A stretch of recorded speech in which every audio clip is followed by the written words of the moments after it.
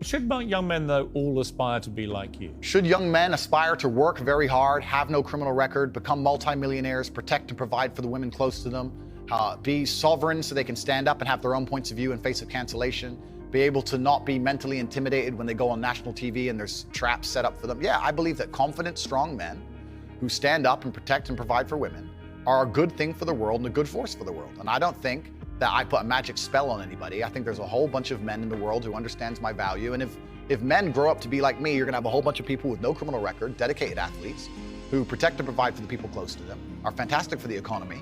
And I'm certainly not the worst influence out here, Piers. You have Lil Nas twerking on the devil on music videos, which our children are digesting. You have drill artists singing about stabbing people to death in the middle of a knife crime epidemic. You have rabid psychopaths on whether the right or the left announcing violence on the other side. You have all these insanities in the world. And because I sit here and say, yeah, perhaps, now you've laid it out and it offended you, I understand. I didn't say it offended. Okay, cool. I just read you the things. You read things that you said they could be offensive and some people are offended. Well, some people definitely were offended. Absolutely. That's fine. And honestly, I think some of the things you said were genuinely offensive and misogynist. Okay, so they offended you. Like I said earlier, so they offended you, which is fine. I said they offended you, you interrupted me, and now you're saying they offended you, which is fine. But the point I'm trying to make is this: I'm not the devil. There are certainly worse people than me, and I don't disagree and they exist. With that. And I'm saying that my core tenets for the people who don't understand me are self-accountability, so I'm accountable for everything I've ever said. My core tenets are responsibility, so I'm responsible for everything I've said. My core tenets are traditional masculinity to a degree, which involves protecting and providing for women. And I'll make another point here that needs to be said.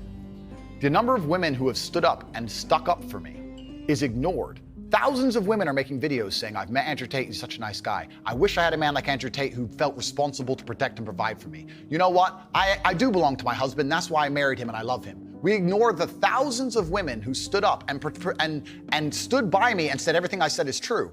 And we're taking a very vocal minority who have taken things I've said and are pretending to be absolutely and utterly devastated by them. But there was also, I think, quite a disturbing piece that BuzzFeed did. And it talked about the negative impact of young, impressionable male minds when they've read or seen some of the more inflammatory things you've said. And they quoted, for example, Sandy, 22, from Washington. My father's gone from a man who minored in women's studies in college, who was kind and in touch with his emotions, treated all people, men and women around him, with kindness, to a man who says that whenever he sees an effeminate male stranger, he gets an overwhelming urge to murder them. He loves podcasts. He listens to a lot of podcasts. I know he's listened to Andrew Tate. Whoa. Let's stop for a second. Let's be professional here, Piers, because you're a professional as am I.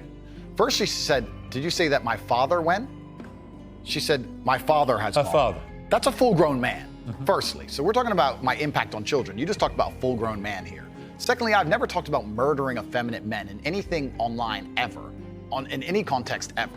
So I don't know why they have taken some random person I've never met in the world who's full-grown, an adult, and come to their own conclusions who I've never met and lumped his name in with mine.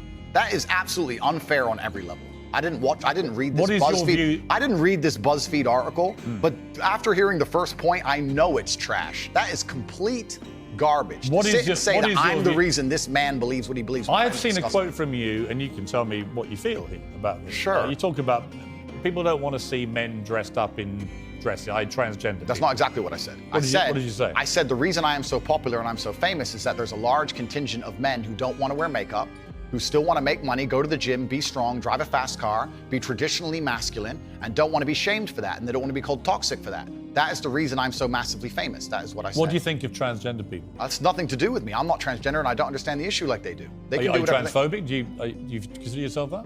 Transphobic? What? Afraid? Well, it kind of, yeah.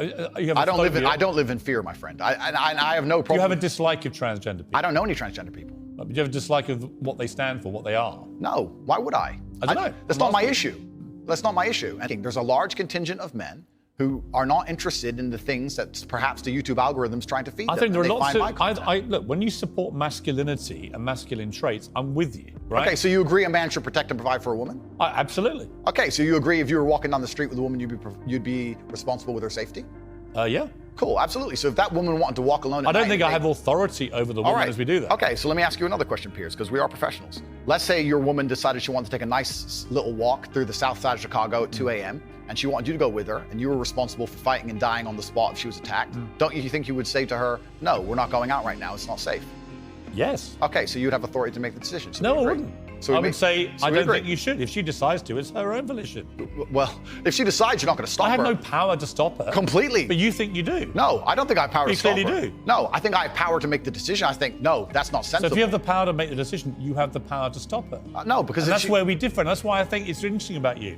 I don't think you really think through what you're saying. I think through what I'm saying Because what- so carefully. Yeah, but Andrew, what Piers. you literally just said is that you have the power to stop her. No, I said I don't have the power to stop her. I'm not going to lock her in the room. I'm saying that. So if as she a- wants to go on her own, then she's going to go. then But you as a don't have authority to stop Okay, her. but as a couple, if we're going to sit there and decide if we're going to take this. You asked me, would I feel a sense of responsibility for her safety? Absolutely. Agreed. Absolutely. So would let me I finish, have the Piers. power or authority to stop her doing it? No. No, of course not. So let me finish, Piers. You're not going to stop her walking out the hotel. Of course, it's her decision. She's a sovereign individual.